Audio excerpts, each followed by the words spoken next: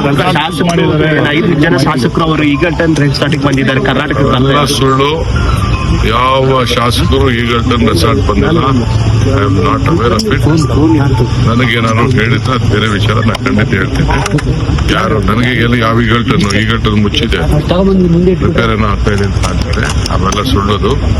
ಎಲ್ಲಿ ಬಂದಿದ್ದಾರೋ ಏನೋ ಗೊತ್ತಿಲ್ಲ. ಕೆಲವರು ಹೈದರಾಬಾದ್ ಹೋಗಿದ್ದಾರೆ ಅಂತ, ಕೆಲವು ಬೆಂಗಳೂರು ಬಂದಿದ್ದಾರೆ ಅಂತಂದ್ರು. ಟಿವಿಲಿ ನಾನು ನೋಡಿದೆ ಅಷ್ಟೇ. I am not aware of it. ನನಗೆ ಪಾರ್ಟಿ ಹೈಕಮಾಂಡ್ ಇನ್ನೇನು ಮಾತಾಡಿದ್ದಾರೆ. ಪಾರ್ಟಿ ಹೈಕಮಾಂಡ್ ಮಾತಾಡಿದ್ರೆ there is a different question. Whatever party stands, take a stand. I will avoid it. It is a party decision. So I have left it to the party. I don't know about it. They asked me to go for the campaigning. I have gone for the campaigning. They want me to go to release the manifesto. I have gone to that is after that. No one is in touch. Tamil Nadu ಕ್ಷಣಕ್ಕೂ ವಾತಾವರಣ ಬದಲಾಗ್ತಿದೆ. ಕೆಲವರು support ಮಾಡ್ತಿದ್ದಾರೆ, ಆಮೇಲೆ ಇಲ್ಲ ಅಂತ ಹೇಳ್ತಾ ಇದ್ದಾರೆ. ನನಗೆ I am not aware of it. ನನಗೇನೋ ಅಷ್ಟು ಮಾಹಿತಿ ನನಗೆ ಇಲ್ಲ.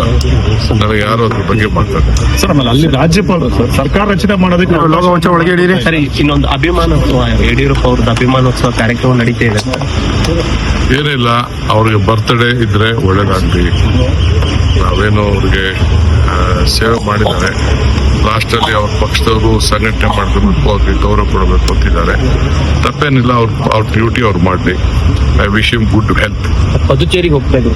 I wish him good health and let it live long. ಅವರು ರಾಜ್ಯಕ್ಕೆ ಸೇವೆ ಮಾಡಿದ್ದಾರೆ. ಭಗವಂತ ಅವ್ರಿಗೆ ಒಳ್ಳೇದು ಮಾಡಲಿ. ಆದ್ರೆ ಪೊಲಿಟಿಕಲಿ ಅವ್ರದೇ ಒಂದು ವಿಚಾರಧಾರೆ, ನಮ್ದೇ ಒಂದು ವಿಚಾರಧಾರೆ ಅಷ್ಟೇ. ಪುದುಚೇರಿಗೆ ಹೋಗ್ತಾ ಇದ್ದಾರೆ ಇವತ್ತು. ಹೌದಪ್ಪ, ನಾನು ದೇವಸ್ಥಾನ ಹೋಗಿರಲಿಲ್ಲ ಬಹಳ ದಿನದಿಂದ. ಶನೇಶ್ವರನ ಹಿಡಿಯೋಣ ಅಂತ ಹೋಗ್ತೀರಿ. Sir, in Kerala, Ashok ಅವರು ಹೇಳ್ತಾ ಇದ್ದಾರೆ we see that there is a clear majority, but still people are there in Kerala. Political, they have taken a decision and they will call all the leaders and they will discuss it.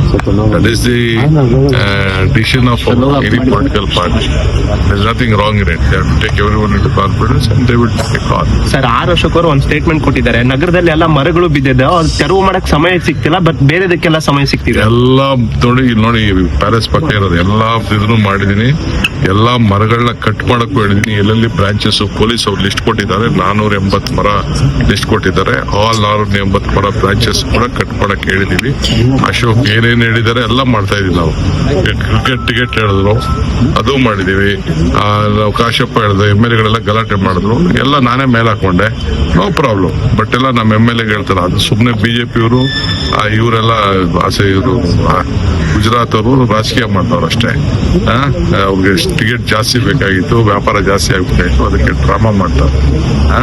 100 ಟಿಕೆಟ್ಗೆ 300 ticket ಏನ್ ದೊಡ್ಡದ? ಬೇರೆ state ಅಲ್ಲೆಲ್ಲ 60% ಮೇಲೆ state government ಕೊಡ್ತಾರೆ. ಅರ್ಥ ಆಯ್ತಾ? ಎಲ್ಲ ಕೊಡ್ತಾರೆ. ಇದೇನೇನು ಸ್ಪೆಷಲ್ ಏನಿಲ್ಲ. ಡಿಮಾಂಡ್ ಜಾಸ್ತಿ ಇಟ್ಟಿದ್ರು ಅಂತ ಅವ್ರದ್ದು ಆರೋಪ. ಡಿಮ್ಯಾಂಡ್ ಏನ್ರಿ? ಜನರು, ನಾನು I am A representative of the people of Karnataka. What ever my MLA ಹೇಳ್ತಾರೆ ಅದನ್ನ ನಾನು ಮಾಡ್ಬೇಕು.